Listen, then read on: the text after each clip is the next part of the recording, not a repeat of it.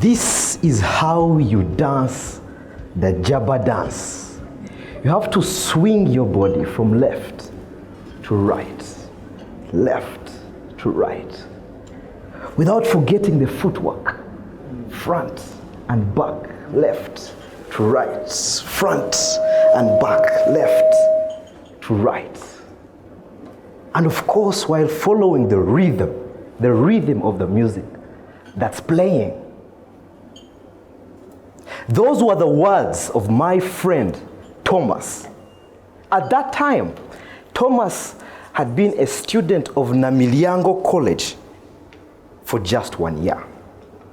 And I had only spent 3 months at Namilyango College at that time. But you see, in that school called Namilyango, that Jabba dance was not just a dance. It was a culture of the school. It was a way of making friends. It was a way of gaining some feeling of recognition, a sense of belonging. It was a lifestyle of the school. So Thomas had taken it upon himself to initiate me into the culture of the school.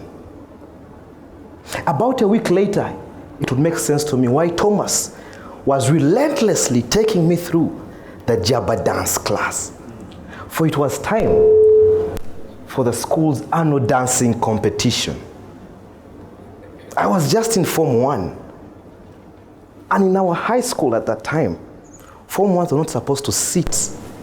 You're supposed to stand or find yourself on top of the wall somewhere. It was also another culture of the school. So I had to hang myself on the wall and watch people present. But I made sure I sit as close as to the stage as possible. I watched different participants showcase their dance talent on the dance floor. But this one particular dancer stood out for me. His name was Pius. For you see, Pius knew more than just one dancing style. He could dance the Jabba. He could dance to Michael Jackson's pop music.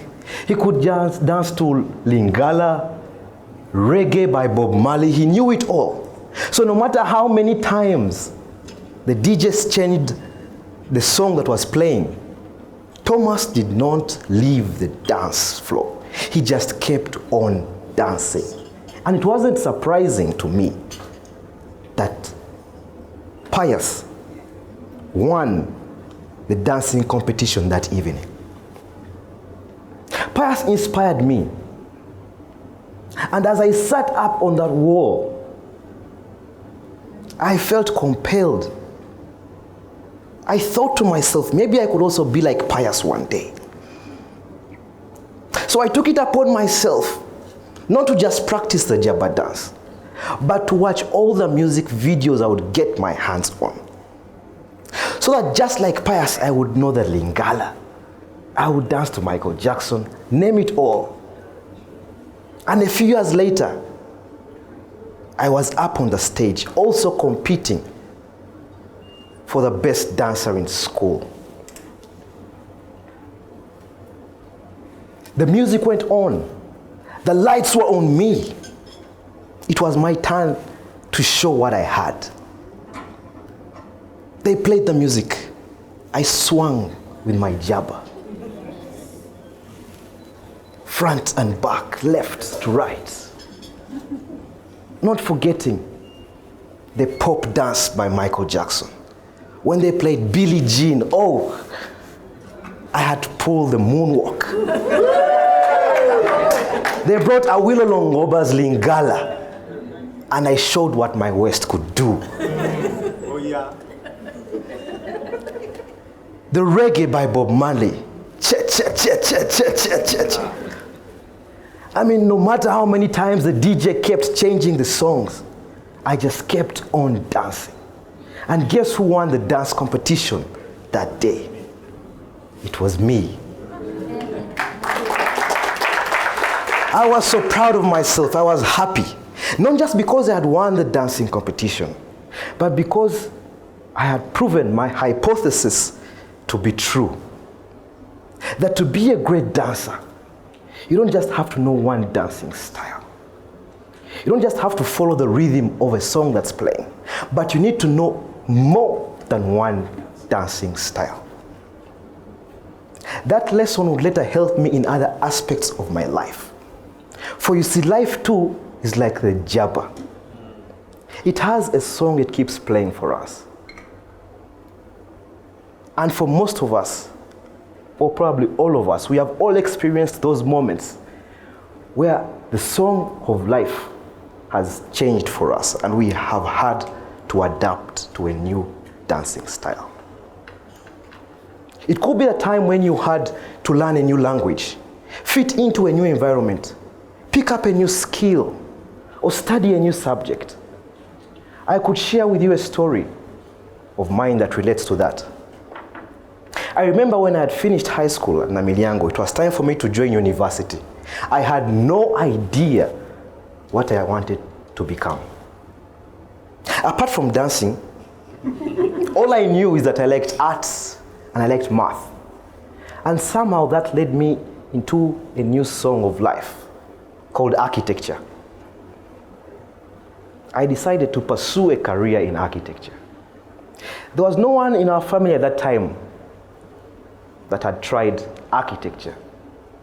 I couldn't even spell the word architecture.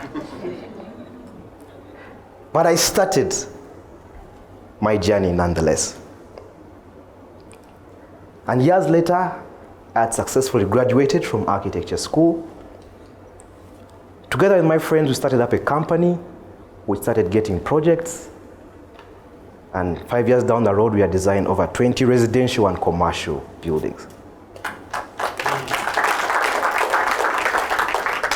However, in the year 2015, I got bored. I felt I should try something new.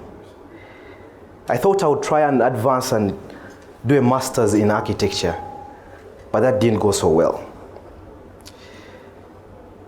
So I found myself in the line of business because I needed to make money.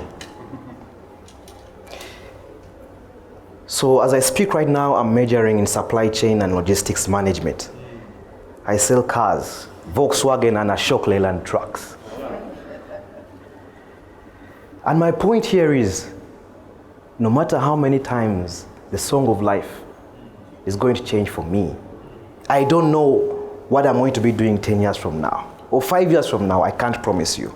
I have a life plan, but I can't promise you it's going to go as planned. But no matter how many times life changes its song for me, I can only promise you this: I will not stop dancing.